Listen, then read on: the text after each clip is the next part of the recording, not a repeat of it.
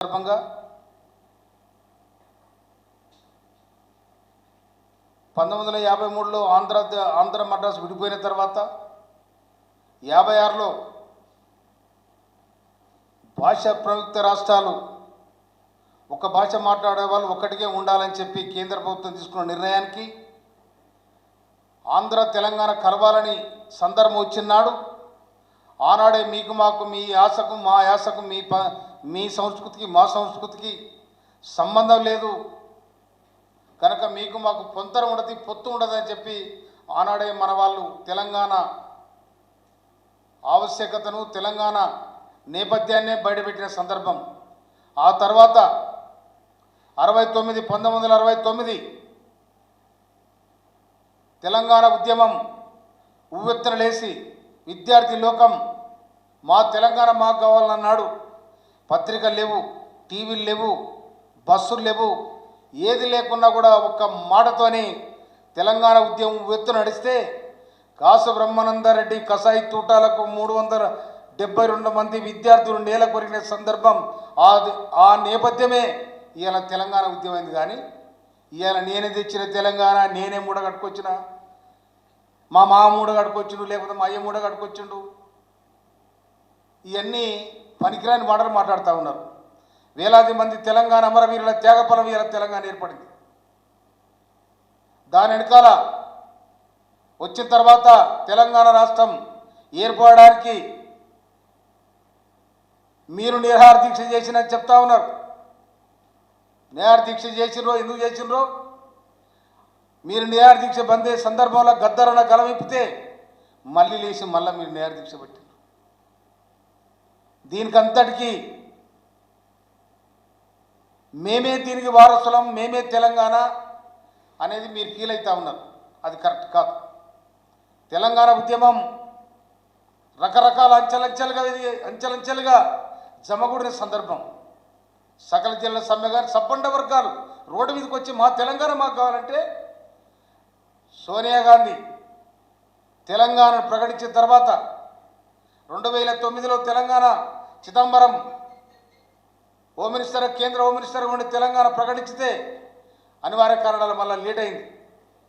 2013లో ఇలా తెలంగాణ ప్రకటించడం జరిగింది.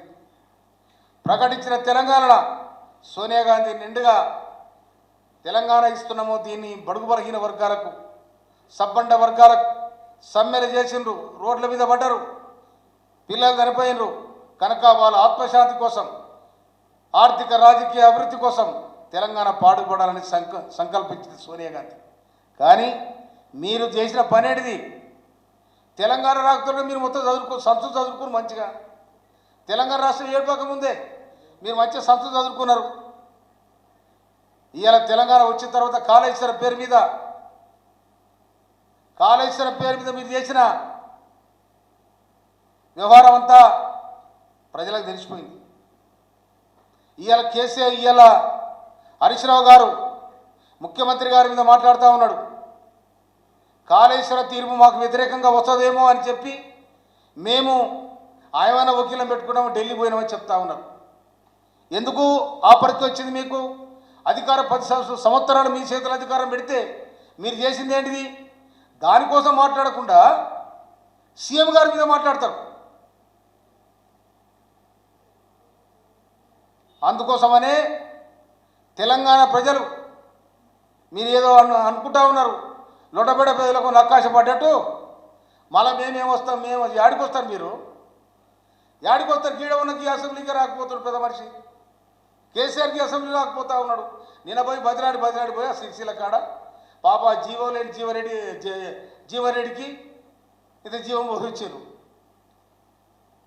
కానీ హరీష్ రావు గారు మాట్లాడే విధానం, ఆర్టీసీ సమ్మె, మీ పీరియడ్ల కార్మికులు సమ్మె చేస్తే 34 మంది చచ్చిపోయారు మీ కారణంగా.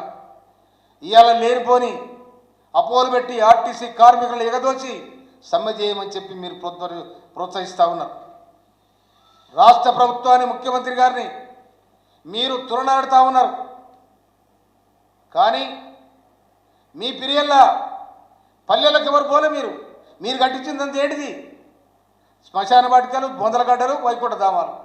ఇవాళ గొప్ప చెప్తాను దాన్ని. నువ్వు దొడ్డు బియ్యం వస్తే మొత్తం అది బర్లకు కుర్తిల భాషలు దొంగతనం అమ్ముకున్నారు, రీసైక్లింగ్ చేసి ఆ బియ్యాన్ని అమ్ముకున్నారు. ఇలా బ్రహ్మాండంగా సన్న బియ్యం ఇస్తూ ఉంది కాంగ్రెస్ సర్కార్, రేవంత్ రెడ్డి గారు ప్రభుత్వం. బ్రహ్మాండంగా 5 లక్షల ఇల్లు కట్టిస్తూ ఉన్నారు. మీరు కట్టించిన బొందలగడ్డలు